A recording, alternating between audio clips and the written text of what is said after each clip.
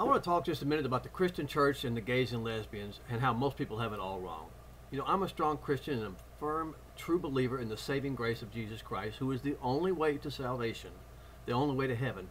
And that being said, I find my home church in the middle of a controversy of what to do about the gays and lesbians. And my old church, one of the greatest churches in the world, has been labeled a hate church for taking a strong biblical stance. So I just want to take a minute to make a few points that I feel just aren't being made by most Christian churches. One, we are all sinners. All are sinners and have fallen short of the glory of God. The only way to heaven is through the sacrifice that Jesus made when he took our sins to the cross.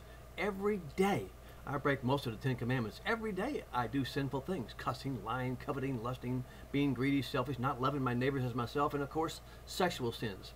Now, I don't fool around with my wife for 25 years, but I certainly did fool around before I was married, and certainly do look lustfully at other women now, I'm ashamed to say. And furthermore, I would think that most of the members of my church would not want their sexual behavior to be made public, and certainly would not want to try to earn their way to heaven by their sexual behavior. A lot of my sexual behavior is definitely a sin in the eyes of God, and I freely admit and fall upon the grace of God for forgiveness. And that is the point that I want to make about the gays and lesbians. Their sexual behavior is being made public and used as an excuse not to let them attend church or to imply they will be damned to hell. And 99% of that damnation is being done by other sinners who most certainly would go to hell were it not for the sacrifice that Jesus made for all of us. And that is the point. We all sin. We all have sinned sexually, and we have all broken most, if not all, of the 10 Commandments. And other than murder, I'm not sure what the worst of the 10 Commandments to break is. I'm not certain where sexual sin rates in the breaking order. So it truly is, as Jesus said, let he who is without sin cast the first stone. But here is where the problem comes in that is complicating the matter for gays and lesbians. They're using the wrong defense. Many are claiming the Bible is wrong, it's outdated, and that their particular sexual behavior is not really a sin.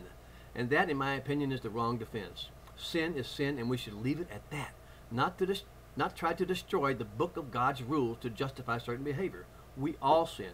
We all break God's commandments, and we all don't deserve to go to heaven. But to defend a behavior as not being a sin is a wrong approach. Let's just admit we are all sinners and all have sinned sexually, and leave it to God to decide our ultimate fate.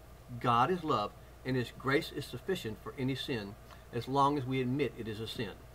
There should be no problems with having gays and lesbians attend your church unless everyone at your church is perfect and has never sinned. That's just my opinion, folks. Thank you.